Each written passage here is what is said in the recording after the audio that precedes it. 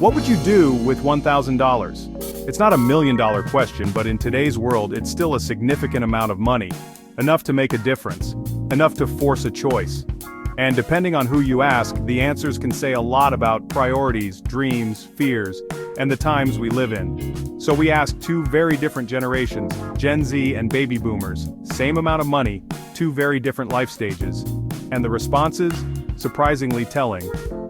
Let's start with Gen Z, the digital natives, side hustlers, creators, and crypto dabblers. When we asked them what they'd do with $1,000, the responses weren't just about spending.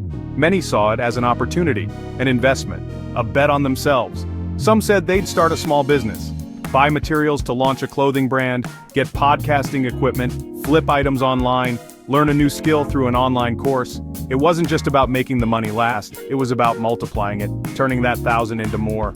Others were more focused on mental health and self-care. They'd book therapy sessions, plan a weekend getaway, buy gym gear or skincare products. One said they'd take a break from the hustle and just breathe for once.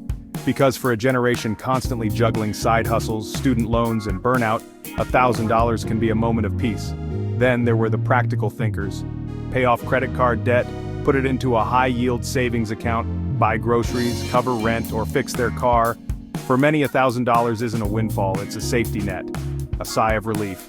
But there was also a surprising number of Gen Z responses that leaned toward generosity.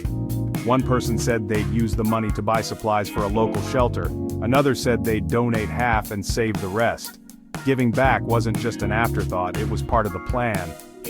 And then, we turned to the boomers. Many of them saw the money through a lens of experience. They've seen inflation, recessions, they've raised families, retired, or are thinking about it. And for some, $1,000 isn't what it used to be. But it's still something. Still worth planning for. The most common response? Put it in savings, or toward retirement. Many emphasize security. One said, "At my age it's not about taking risks, it's about peace of mind." Another mentioned using it for an emergency fund because, as they put it, you never know when the furnace is going to go out. Some wanted to use it for family, grandkids, holidays, gifts, a plane ticket to visit someone they haven't seen in years. They didn't just want to spend it, they wanted it to mean something, to strengthen connections. Others talked about medical expenses, prescription costs, dental work. $1,000 might not go far, but it could ease some of the pressure. One person said they'd finally get their hearing aids adjusted. Another joked, "I'd probably just take a deep breath and hand it to my pharmacist." And of course, some boomers weren't all about saving. A few said they'd go on a short vacation, maybe Vegas, maybe a cruise. One person said they'd finally buy that guitar they've been looking at for years. Why not? They said, you can't take it with you. But here's the interesting thing. Across both generations there were overlaps, shared values.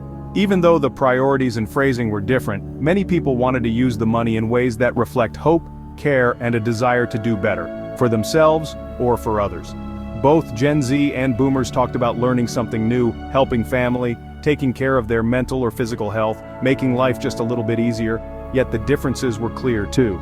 Gen Z leaned more toward risk, toward creation, toward side hustles and short-term goals.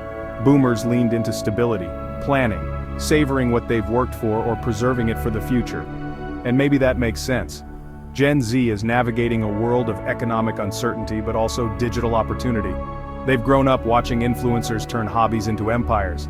They know that $1,000 might be a camera, a mic, or an ad budget away from being something much bigger. Boomers? They've seen what happens when things fall apart. They've lived through the booms and the busts, and they know what it means to hold on to what you have. The most unexpected responses were the ones that defied stereotypes. A 23-year-old said they'd put the entire $1,000 into bonds. A 68-year-old said they'd buy Bitcoin.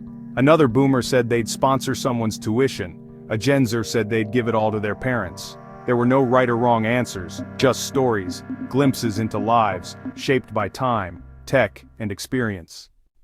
And in the end, maybe the question isn't just, what would you do with $1,000? Maybe it's, what does that $1,000 mean to you? Security, freedom, a start, a gift. Because behind every answer is a life, a context, a generation. And $1,000, it's not just cash, it's a mirror, a measure of what we value most. So now we're turning the question to you, what would do with $1,000?